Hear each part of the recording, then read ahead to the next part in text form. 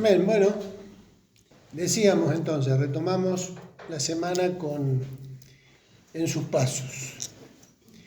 La semana pasada habíamos terminado con el punto F del punto propósito de la encarnación. ¿Recuerdan? ¿Para qué se encarnó Jesús? ¿Por qué vino al mundo? Entre esos propósitos que veíamos en el punto E2, dice morir como sacrificio por nuestro pecado. Quizás podríamos decir que ese propósito sobresale. Jesús se encarnó, vino a nacer a este mundo para morir por nosotros. El otro día recordábamos una vieja canción que tiene ese título, Para morir nació. Son de la época nuestra, pero decía, para morir nació. No solo para morir y para resucitar, porque nuestra fe se sustenta en su resurrección, ¿no? Entonces ahora vamos a repasar un punto que yo sé que es un tema que viene cruzando muchas materias. Vieron que también dentro de la educación secular están los temas que cruzan, los transversales. O sea, es un tema pero que cruzan otras materias. Bueno, lo que vamos a ver ahora es uno de esos puntos transversales o temas importantes que cruzan todas las materias de teología o de escuela bíblica y que yo soy consciente, porque me van a decir otra vez, Triqui, con esto, ya lo venimos escuchando hace rato. Pero ¿por qué vamos a insistir otra vez en este punto 3? Que dice creer en la encarnación es fundamental para la salvación. Porque justamente tiene que ver con el corazón del Evangelio. O sea,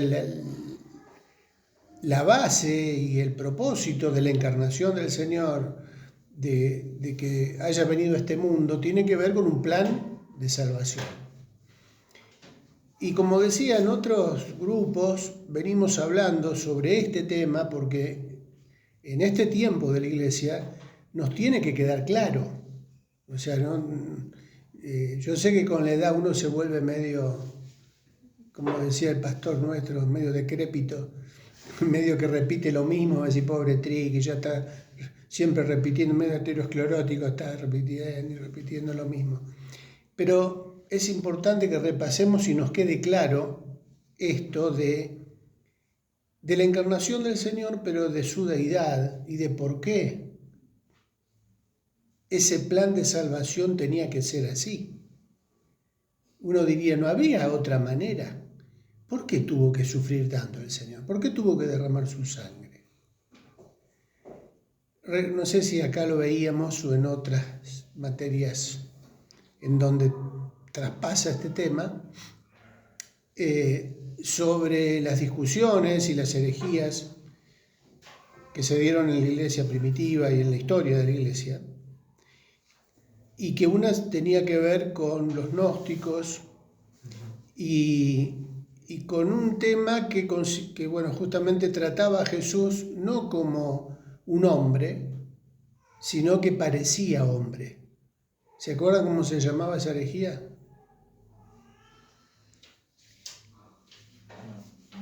No era un hombre, parecía... ¿Apostática? No. Muy bien, Hugo. La herejía docetista, que viene de esa palabra doque, o que tiene que ver con parecer, significa la palabra, ¿no? Parece algo, pero no es eso que parece. Entonces, ¿qué enseñaba esta herejía? Que Jesús parecía hombre, pero que en realidad no era un hombre como nosotros. Y continuando con esa base, se decía que en realidad Jesús no murió como mueren los seres humanos comunes y corrientes, que la sangre que él derramó no era la sangre como la nuestra. Y ya ahí vemos un peligro. ¿Por qué? Porque si él no murió, ¿es válido el sacrificio? No. Entonces ahí tenemos que remontarnos al discipulado, lo que justamente significa el Cordero de Dios que quita el pecado del mundo, lo que significaba el Cordero, la sangre derramada. Toda la Biblia nos da una idea de qué era lo necesario para que nuestros pecados sean perdonados. Y la sangre del Cordero tenía que ser de un Cordero ¿cómo? Sin mancha, sin defecto. Por eso Juan el Bautista, cuando lo presenta a Jesús, lo presenta de esa manera. He aquí el Cordero de Dios que quita el pecado del mundo. Cuando Juan lo presenta a Jesús así, los que estaban escuchando ya sabían, conocían la enseñanza, la ley de Moisés y la historia del pueblo, lo que significó la sangre del Cordero en los dinteles de la puerta de Egipto. Eso era salvación. La muerte pasó por encima de aquellas casas que tenían la sangre pintada en los dinteles. Todo ese simbolismo nos habla de Cristo y de lo importante de su sacrificio. Por eso en el título decimos, creer en la encarnación es fundamental para la salvación. Ahora, ¿por qué es fundamental creer en la encarnación como fundamental para la salvación? ¿Por qué Dios tenía que hacerse hombre? Porque era el único que podía pagar el precio. Muy bien, Pancho. Y Martita todavía no me dio mate. Cuando me dé un mate, Muy bien, Pancho. Bueno, lástima que no se escucha. ¿Los que están conectados escucharon lo que dijo Pancho? No veo. No escucharon. ¿Ves? Después me retan a mí. Yo voy a Buenos Aires y a mí me retan. Decile a los hermanos que hablen fuerte. Bueno, vamos a leer para entrar en clima. A ver. Bien. ¿Tienen Hebreos 4:15? ¿Lo leo? Dale. Porque no tenemos un sumo sacerdote que no pueda compadecerse de nuestras debilidades, sino uno que fue tentado en todo según nuestra semejanza, pero sin pecado. ¿De quién está hablando?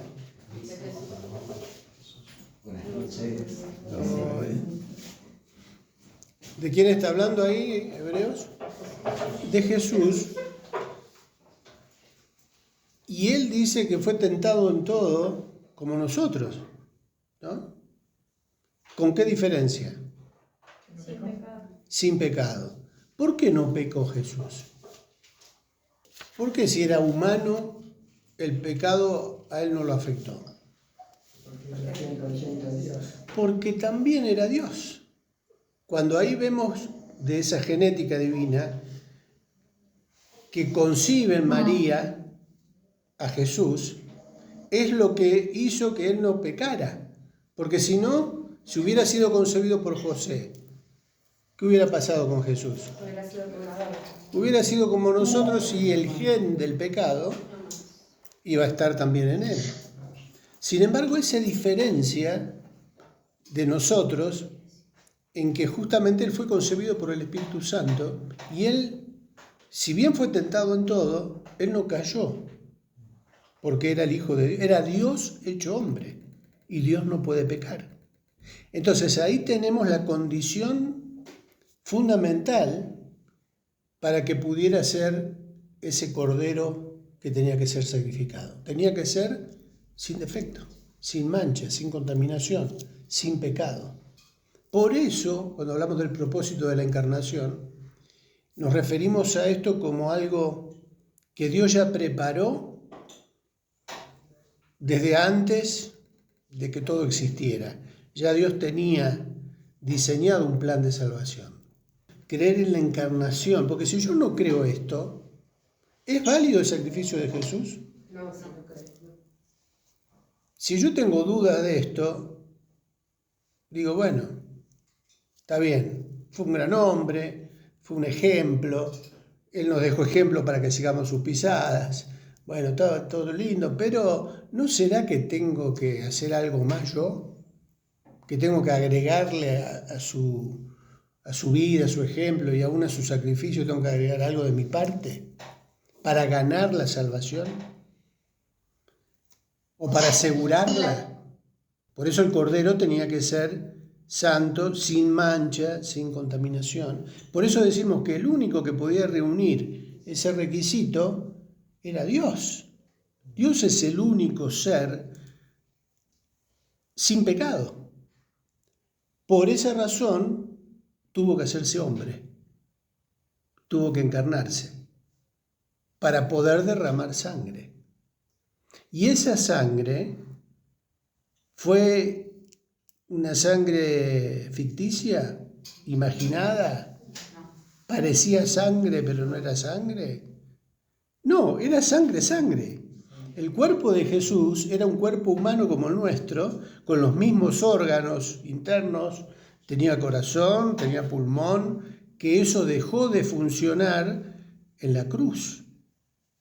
O sea, era un hombre que tuvo que morir como un hombre. O sea, la muerte de Jesús fue real, no fue ficticia, no fue un holograma que parecía ahí que estaba crucificado pero que no estaba crucificado, no.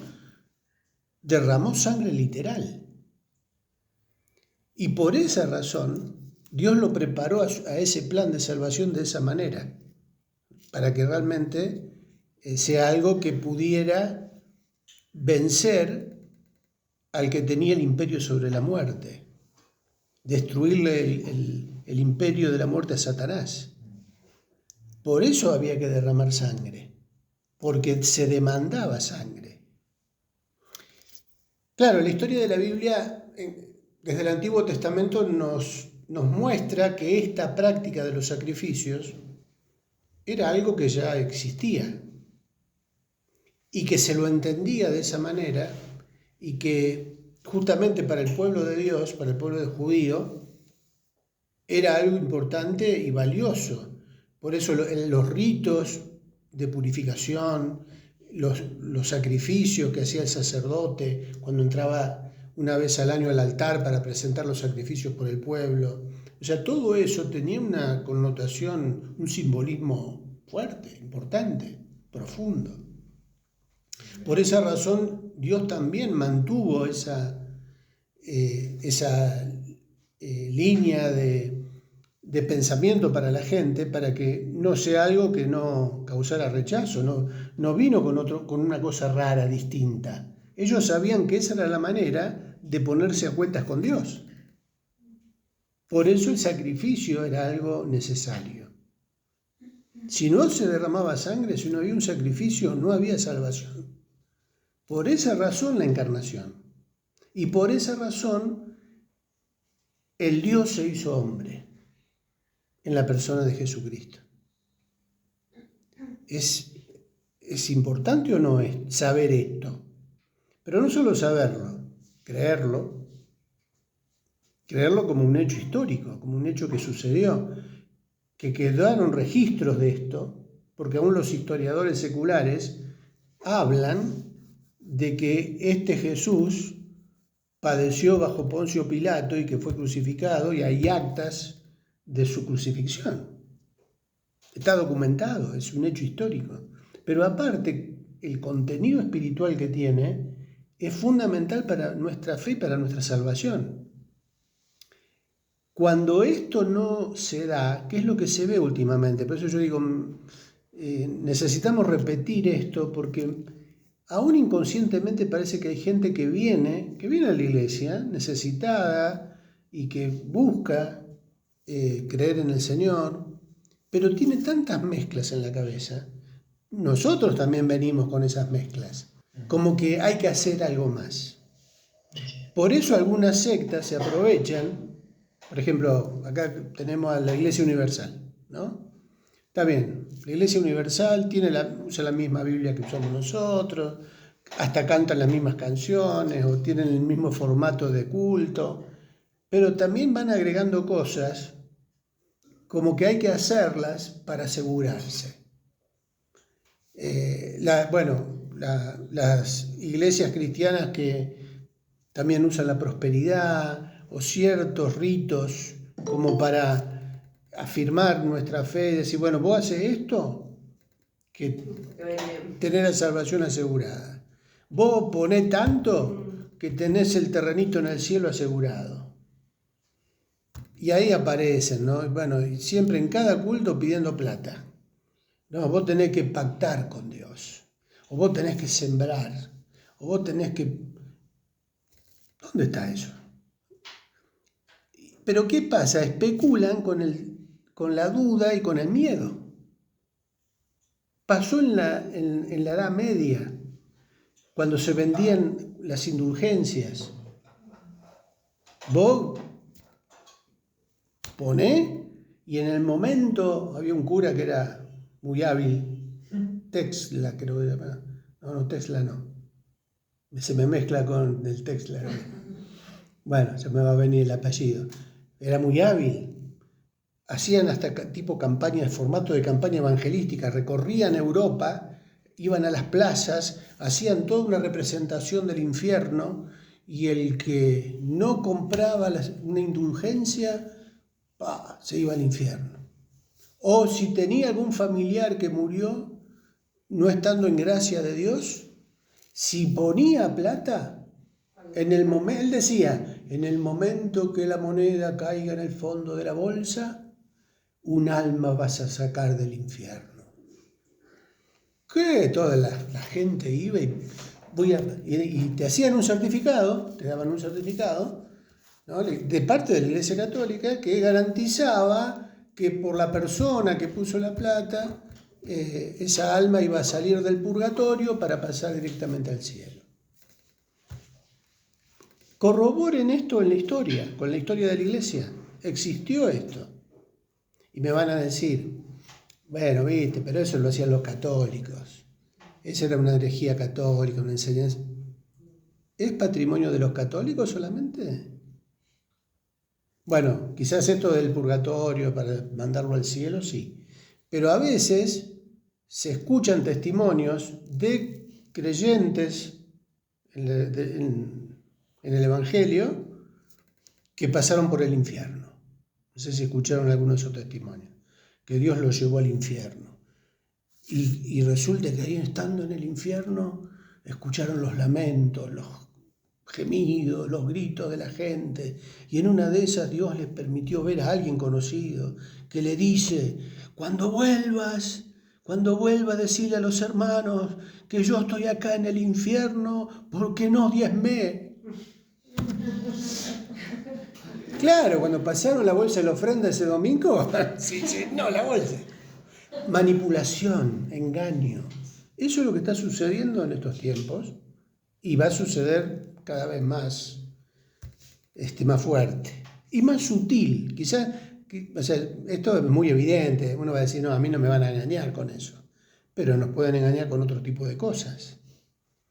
No, aparte de creer, tenés que hacer la oración de fe de esta manera, tenés que bautizarte dentro de tanto tiempo, tenés que empezar a trabajar en la iglesia, tenés que empezar a llevar fruto y a llevar almas al Señor, tenés que, y parece como que no es solamente creer, sino creer y hacer para asegurarme la salvación. ¿Es así? No, somos salvos desde el momento que creímos. Pero es una verdad que cuando nosotros creemos, eso nos lleva a hacer obras, pero como un fruto, como una consecuencia de haber creído, y porque el amor de Dios perdonó nuestros pecados y estamos tan agradecidos al Señor por su salvación, que queremos servirle voluntariamente. Lo decidimos, tengo que tener cuidado con las palabras para no mezclar la cosa, pero es una elección deliberada. Yo lo quiero hacer por amor al Señor. Y las obras vienen como una consecuencia de eso. Ahora, si yo especulo o negocio, bueno, voy a la iglesia, no voy a faltar, voy a hacer esto, voy a diezmar, voy a comprometerme, voy a trabajar de esto, de lo otro, para asegurarme o tranquilizar mi conciencia, eso es un error. ¿Se entiende la diferencia? Por eso tenemos que saber explicar esto. La salvación en Cristo es por gracia, es un regalo de Dios. Y por ese regalo y por el Espíritu Santo que nos lleva a conocer más del Señor, a conocer esto que estamos viendo ahora. Cuando conocemos al Señor que nos salvó, vamos a querer seguirlo. Yo quiero ser como Él. Él es mi ídolo. Bueno, usándose en el término ídolo. Él es mi referente, ¿o no? ¿No queremos ser como el Señor? ¿No queremos pisar las mismas huellas que Él nos dejó? Porque queremos ser como Él, queremos agradarle. Eso nos lleva a hacer obras. No es que tenemos que hacer para garantizarnos o para asegurarnos la salvación. Eso viene como consecuencia de haber experimentado el amor del Señor. ¿Está claro eso en nosotros? Si eso está claro en nosotros, podemos explicarlo también y no generar falsas expectativas en la gente. Porque hay mucha gente que viene y que piensa, no, tengo que cumplir de esta manera, como que es una obligación gravosa, pesada, ¿no? No, para que conoció el amor del Señor no es pesado. No estamos mirando el reloj a ver a qué hora termina el culto porque ya no aguanto más, me quiero ir a casa. Se me enfrían los ñoquis el domingo. Si es que es 29 el domingo porque hay ñoquis. Bueno, lo que sea. Pero es como que nos resulta, otra vez a la iglesia. Otra vez a la iglesia, como si tuviéramos todos los días. Tenemos 2 reuniones públicas en la iglesia. Y parece que es una cosa, bueno, pero tengo que ir para cumplir. Y para que me vaya bien. Porque esa es otra. Mi prosperidad y mi bienestar depende de mi cumplimiento con los horarios, con las reuniones, con las cosas que se hacen en la iglesia. No es así. O sea, sí Dios nos bendice, sí Dios nos provee, nos protege, nos preserva, nos cuida, nos mima como a sus hijos, porque somos sus hijos, y lo hace por gracia y porque nos ama, y porque esa relación de amor es recíproca. Si no, tendría que revisar si realmente conocí el amor de Dios. Y capaz que lo que conocí es la línea que me bajaron durante tanto tiempo de un Dios castigador, de un Dios que está con el juicio y con el castigo y con el látigo, esperando que yo me equivoque para castigarme. ¿Vieron esa imagen folclórica o tradicional? Y que nos mete miedo. Entonces, claro, estamos con ese temor. Vamos a hacer algo para que esté bien con Dios. No es así. A ver, vamos a terminar, nos falta el párrafo después que dice anexo 1. Más o menos, ¿se está entendiendo esto de la importancia de creer en la encarnación y por qué Dios se tuvo que hacer hombre? Vamos a terminar este punto 3 con el párrafo que sigue. A ver, ¿a quién tenemos también? Leyó Carolina, leyó Angélica, ¿no leyó? ¿Tenés para leer, Angélica? ¿Tenés para leer, Angélica? Sí, aquí tengo para leer. Ajá, continúo.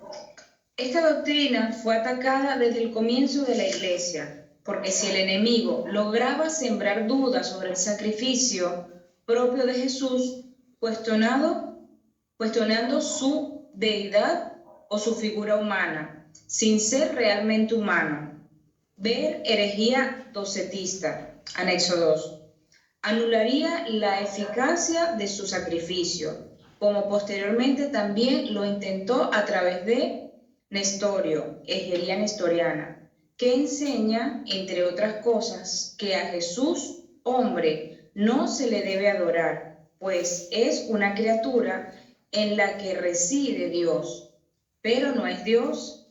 Si esto fuera cierto, que no lo es, Dios tomó un cuerpo humano natural y por lo tanto el derramamiento de sangre no es efectivo porque no reúne el requisito de ser sin defecto para expiar el pecado de los hombres.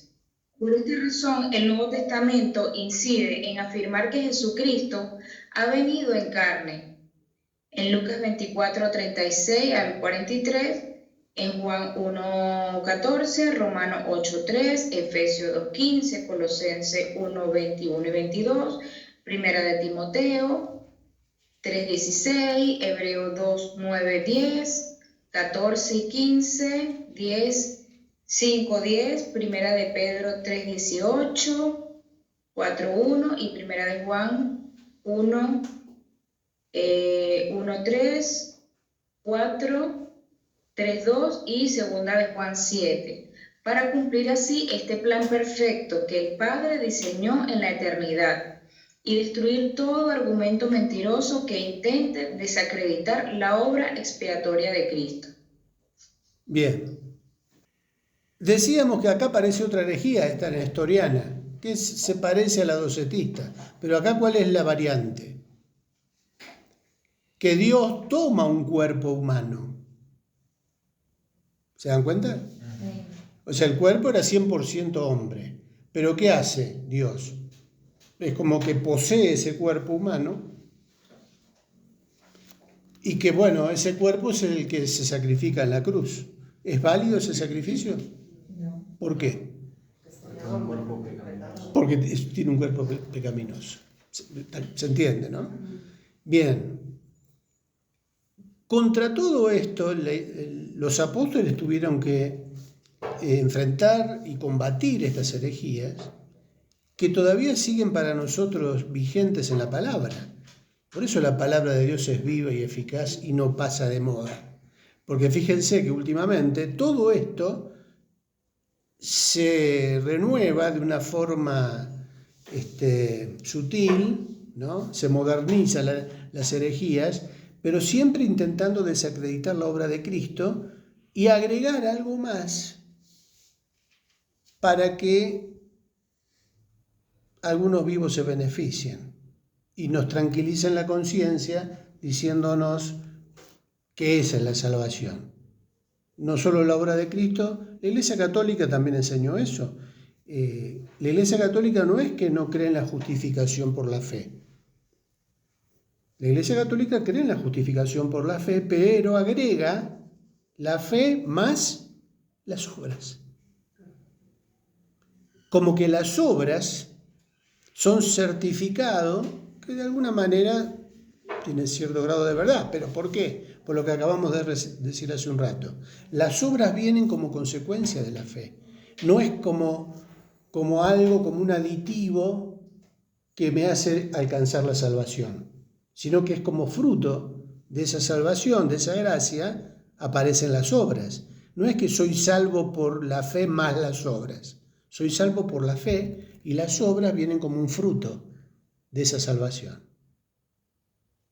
No tiene que ser al revés. No nos dejemos engañar, y si vemos que hay gente engañada de esta manera, expliquémosle esto.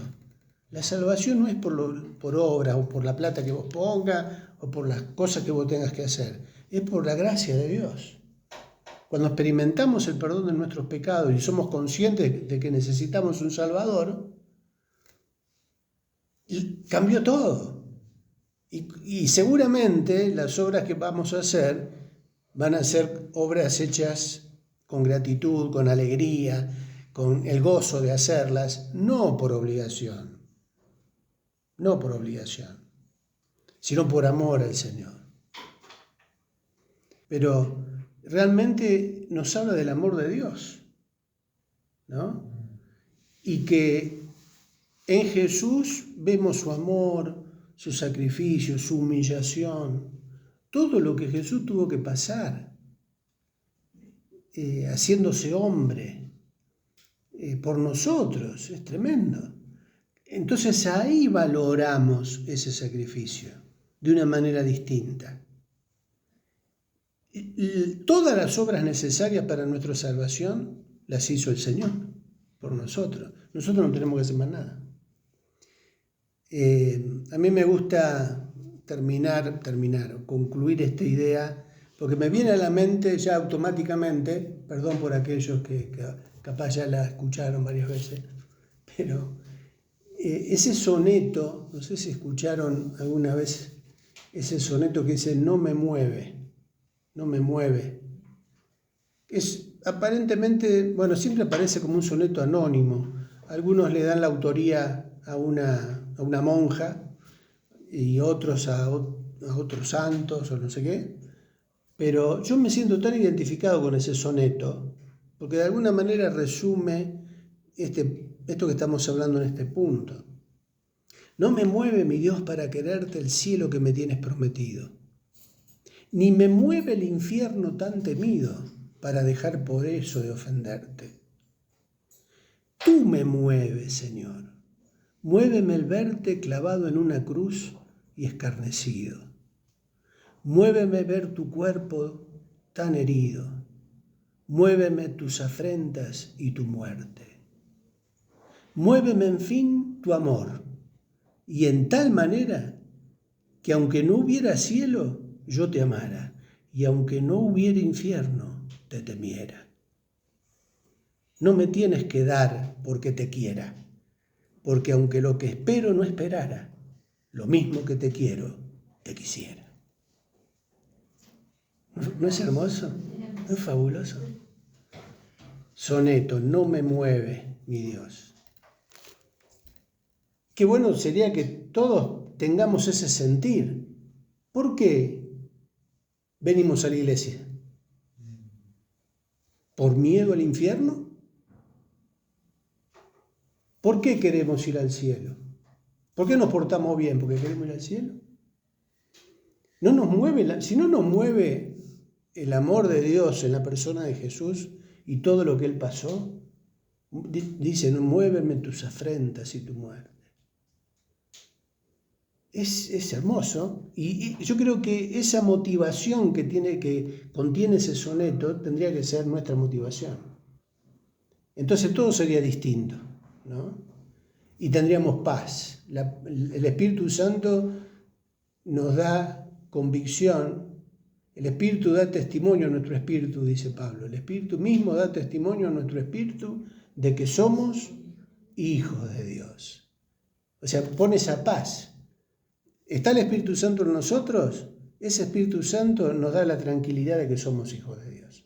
No tenemos que hacer nada más, ¿no? ¿Podemos terminar acá? ¿Y seguimos la semana que viene? ¿Cómo andamos con la hora? Nos quedan... Como 15 minutos. pero está lindo para terminar acá. Bueno, más o menos hasta acá venimos captando la importancia de estos puntos. Nos queda en el punto 4, por lo menos vamos a introducirnos, la vida ejemplar de Jesús.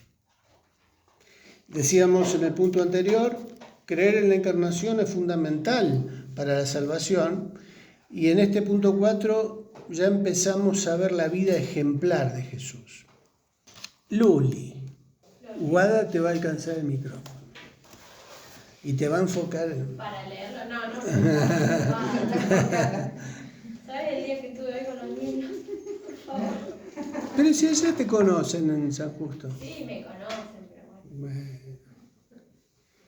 ¿Lo leo? Es parecida a la madre. La van a sacar. Le hago acordar porque puedo decir algo o delato tu edad. A ver si le pagás. A ver si la No, porque Ricky fue maestro de mi mamá cuando estaba en la escuela bíblica. Sí. Era más chiquita que vos. Sí. ¿Leo este segundo punto? Dale. La vida ejemplar de Jesús. El que dice que permanece en Él debe andar como Él anduvo. El Espíritu Santo en la vida de un cristiano se hace visible no porque decimos que somos cristianos, sino porque se nota un deseo y un esfuerzo constante por imitar el estilo de vida que caracterizó a Jesucristo. 1 Corintios 11:1. Esto es lo que diferencia a un discípulo de un simpatizante. Ese deseo es impulsado por el Espíritu Santo llevándonos a la palabra de Dios para conocer a la persona que se transformará en nuestro referente, nuestro modelo. Efesios 4:13. ¿Sigo? Se puede abordar la vida de Jesús estudiándola desde diferentes ángulos. Intentaremos en este caso enfocarnos en aquellos pasajes de la palabra de Dios que nos ayudan a conocer el corazón del Señor. ¿Qué lo motivaba? ¿Cómo era su carácter? ¿Cómo se relacionaba? ¿A qué cosas les daba importancia? En fin, todo aquello que como el Hijo del Hombre manifestó mientras vivió en este mundo para que también nosotros adoptemos. Así como Él marcó una diferencia en su generación, que de nosotros se pueda decir lo mismo que dijeron de sus discípulos. Entonces, viendo el denuedo de Pedro y de Juan, y sabiendo que eran hombres sin letras y del vulgo, se maravillaban y le reconocían que habían estado con Jesús. Hechos 4:13. Bien. Esto nos sirve como una introducción para lo que viene, sí, la semana que viene. Ya nos vamos a meter ahí. ¿Por qué decimos esto? Porque, bueno, el primer texto con el que se arranca, de Primera de Juan, ¿qué dice? El que dice, Que permanece en él debe andar como él anduvo. ¿podemos decir que permanecemos en Jesús? ¿Que estamos en Jesús? ¡Epa! Nos compromete, ¿no? Por su gracia. Intentamos, ¿sí? Pero acá Juan lo pone con un mandato. O sea, no es un si quieren. No está sugiriendo. No está diciendo cuando tengan tiempo. ¿Cómo dice? Que el que dice que permanece en él, ¿cómo debe andar? Debe andar como él anduvo. Y acá es donde podríamos decir que ya de una manera práctica nos metemos en las huellas del Maestro. ¿Cómo anduvo Jesús? Y acá esto, bueno, casi es el final, sería la conclusión. Pero ¿a qué nos desafía este curso? ¿Qué intenta lograr? Justamente motivarnos a conocer a Jesús. ¿Y ahí a dónde tenemos que ir? A los evangelios. Los evangelios nos cuentan la vida de Jesús. Y ustedes después, en el anexo 3, van a tener una armonía de los evangelios. ¿Qué es una armonía? ¿Qué se conoce como una armonía de los evangelios? Coherencia. Una conexión. ¿Una conexión de qué tipo? Suena algo musical, pero no es musical. Cuando hablamos de armonía, de armonizar o de acomodar, en este caso, en un sentido cronológico, secuencial, la vida de Jesús. Cuando ustedes van a los evangelios, se van a dar cuenta que no todos los evangelios mantienen un mismo orden. Por eso, debajo de algunos títulos, van a encontrar algún hecho, algún milagro o algo que Jesús enseñó en un capítulo. Pero en otro evangelio está en otro capítulo y ordenado distinto, ¿no?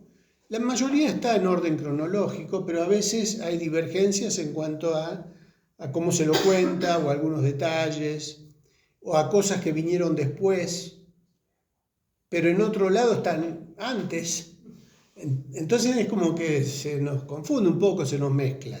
La armonía intenta justamente ordenar de una manera secuencial la vida de Jesús para que nosotros podamos seguirla cronológicamente, ordenadamente, secuencialmente, armónicamente. Bueno, eso se van a dar cuenta cuando vean el anexo, que son varias hojas, que es un trabajo muy bueno, que no hice yo, por supuesto. Es un trabajo hecho por personas que dedican su vida justamente a estudiar de una manera muy minuciosa el texto bíblico y ordenarlo de esa manera. Y está muy bueno porque también es una ayuda para que nosotros nos ubiquemos en ese orden cronológico de la vida de Jesús. Y bueno, eso lo van a tener como una guía también de lectura bíblica o como un plan para leer la Biblia en un año o esa parte de la vida de Jesús. Está muy bueno, ¿no? Para día por día estudiar la vida de Jesús de forma detallada, precisa, ¿no? Ese es el anexo 3. Y justamente el propósito es lograr lo mismo que lograron los discípulos ahí en Hechos 4:13. ¿Qué dice Hechos 4:13? Y ahí sí vamos terminando con eso. Bueno, está ahí. ¿De qué se maravillaba la gente? De que no teniendo letras, habían quedado confusos. Entonces, viendo el denuedo de Pedro y de Juan, y sabiendo que eran hombres sin letras y del vulgo, se maravillaban y les reconocían que habían estado con Jesús. Pedro y Juan estaban ante el concilio y estaban dando testimonio del Señor. Había habido un milagro, ¿no? Un milagro. Y estos religiosos de la época no podían negar lo que había pasado. El versículo anterior dice, ellos decían, en ningún otro hay salvación, porque no hay otro nombre bajo el cielo dado a los hombres en que podamos ser salvos. Entonces, viendo el denuedo de Pedro y de Juan,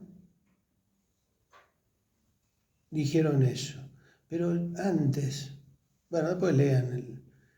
Ellos dicen, puesto que hoy se nos interroga acerca del beneficio hecho a un hombre enfermo, de qué manera éste haya sido sanado, sea notorio a todos vosotros y a todo el pueblo de Israel que en el nombre de Jesucristo de Nazaret, a quien vosotros crucificasteis y a quien Dios le resucitó de los muertos, por él este hombre está en vuestra presencia sano.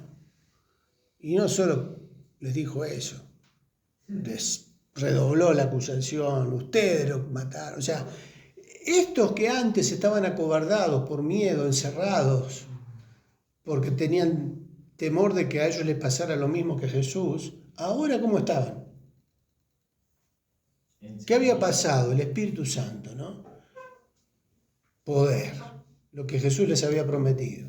Recibiréis poder cuando haya venido sobre vosotros el Espíritu Santo y me seréis testigos. Estaban siendo testigos, estaban dando testimonio y ya estaban llenos del Espíritu Santo y no les importaba nada. Y las personas que los estaban escuchando tampoco podían decir mucho. Viendo al hombre que había sido sanado, que estaba en pie con ellos, no podían decir nada en contra. Versículo 14. Entonces, viendo el denuedo de Pedro y de Juan, y sabiendo que eran hombres sin letras y del vulgo, se maravillaban. ¿Y qué les reconocían? Que habían estado con Jesús. No hay duda, estas personas, esta gente, estuvo con Jesús, lo conocieron, fueron sus discípulos, vivieron con él. O sea, ¿se acuerdan cuando hablamos del significado de discípulo, no? El ser un discípulo de Jesús era adoptar el estilo de vida de Jesús. Y no había duda que estos discípulos que ahí estaban dando testimonio del Señor impactaban, producían un efecto en la gente que nadie podía negarlo. La verdad que estos tipos, dijeron estos tipos, pero estuvieron con el Señor, no hay duda. Hablaban como hablaba el Señor, vivían como vivía el Señor, porque seguían los pasos del Señor. Bueno, un poco ese es el objetivo, ¿no? Que podamos en este punto tomar la vida ejemplar de Jesús para reproducirla. Así como lo hicieron los discípulos, y la gente no podía negarlo, que también hoy en este tiempo la gente no pueda negar de nosotros que seguimos las pisadas del Maestro, que queremos parecernos a Él. Bueno, un poco esa es la meta. Ahora sí, seguimos la semana que viene. Ya nos vamos metiendo en los ejemplos de Jesús, en los ejemplos del Señor. Oramos. A ver quién nos quiere guiar para terminar